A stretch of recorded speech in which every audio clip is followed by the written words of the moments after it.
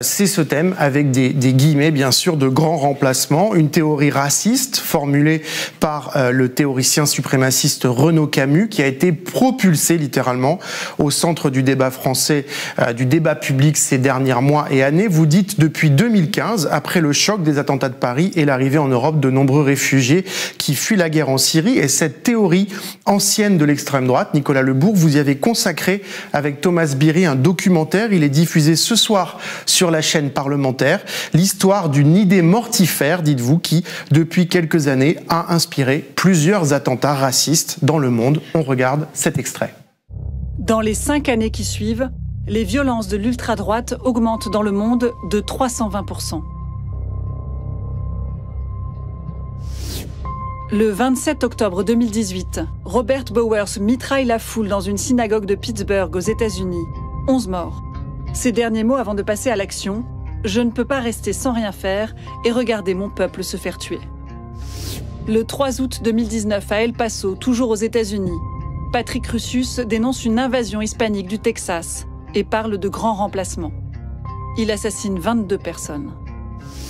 Le 9 octobre 2019, à Halle, en Allemagne, Stéphane Balit tire sur une synagogue puis un restaurant turc. Dans une vidéo, il dénonce les Juifs, source de tous les problèmes, les féministes, cause du déclin des naissances, et l'immigration de masse.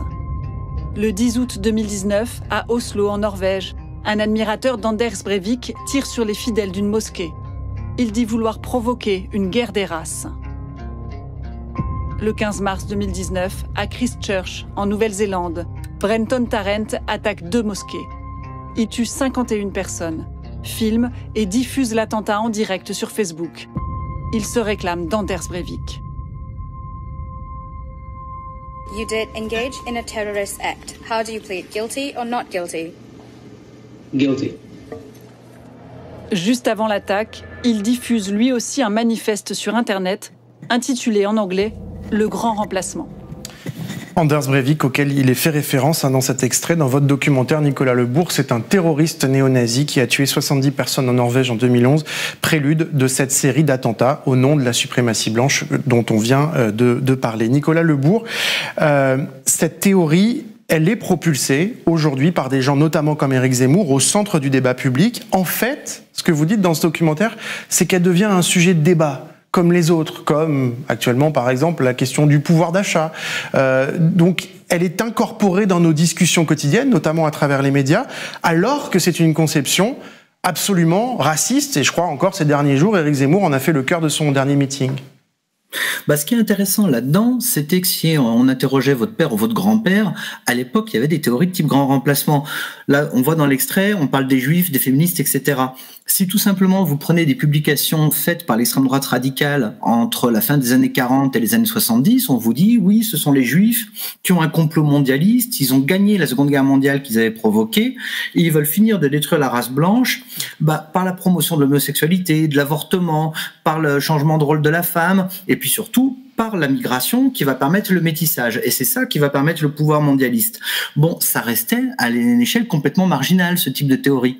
Ce qui est intéressant dans la période que l'on vit, c'est que ces idées comme quoi un pouvoir mondialiste cherche à remplacer les populations blanches, alors elles ont largement perdu leur caractère de conspirationnisme antisémite, même si on trouve un certain nombre de cas, par exemple dans les terroristes qu'on citait là, mais se sont diffusés de manière beaucoup plus mainstream, avec beaucoup de gens qui considèrent qu'effectivement, quelque part, l'ONU, l'Élysée n'ont rien d'autre à faire de leur vie que d'organiser l'importation de populations africaines.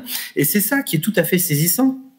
Et il faut reconnaître que la grande intelligence politique de M. Zemmour, ça a été de prendre tous les problèmes politiques d'une campagne présidentielle, la santé, la sécurité, tout ce que vous voulez, et de dire à chaque fois, ça a à voir avec ce diagnostic que je pose sur le grand remplacement, qui est le problème global qui permet de tout comprendre.